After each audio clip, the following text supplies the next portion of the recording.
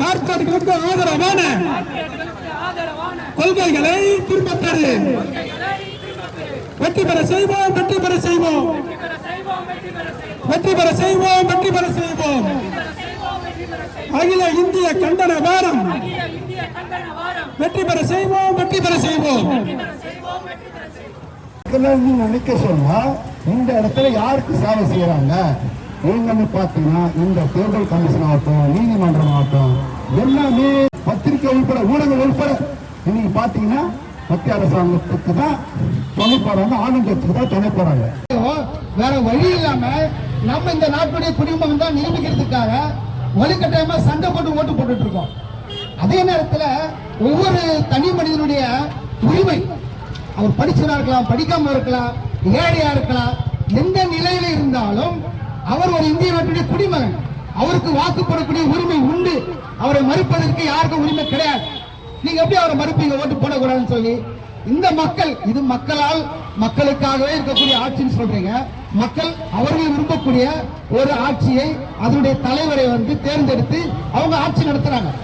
அப்ப மக்கள் விருப்பத்துக்கு மாறா நீங்க விரும்பாத எல்லா வாக்காளையும் அந்த லிஸ்ட்ல இருந்து எடுத்துட்டீங்கன்னா நீங்க விரும்பக்கூடிய மட்டும் தான் ஓட்டு போட முடியும்.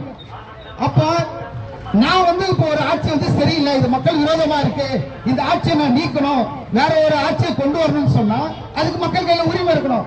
அதுக்கு இருக்கிற ஒரே வாக்குரிமை ஓட்டு தான், வேற எந்த ரைட்டும் கிடையாது. ஒன்ஸ் நீங்க ஓட்டு போட்டு முடிச்சிட்டீங்கன்னா அதுக்கப்புறம் சட்டமன்றத்துல, பாராளுமன்றத்துல நமக்கு எதிராக எல்லா திட்டங்களையும் கொள்கைகளை கொண்டு வந்துட்டு இருக்காங்க. அது ஒரு பக்கம் இருக்கட்டும், ஆனாலும் ஓட்டு போடக்கூடிய உரிமையை பறிக்கிறார்கள்.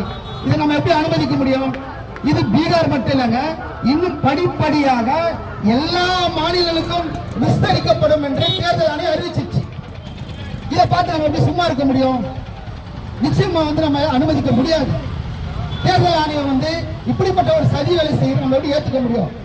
எனவே இந்தியா முழுவதும் மக்களிடம் சென்று இதை நாம் எதிர்க்க வேண்டும், இதை அனுமதிக்க கூடாது அப்படின்னு சொல்லி தொடர்ந்து பிரச்சாரங்கள் பண்ணிட்டு இருக்கோம்.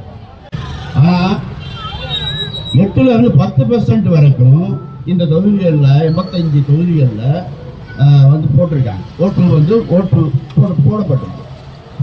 போட வேணும்னா 8ல இருந்து 10% போடணும்னா 12 மணி வரைக்கும் ஓட்டு போடணும். 12 மணி இல்லை, 2 மணி வரைக்கும் கூட ஓட்டு போட வேண்டியிருக்கு.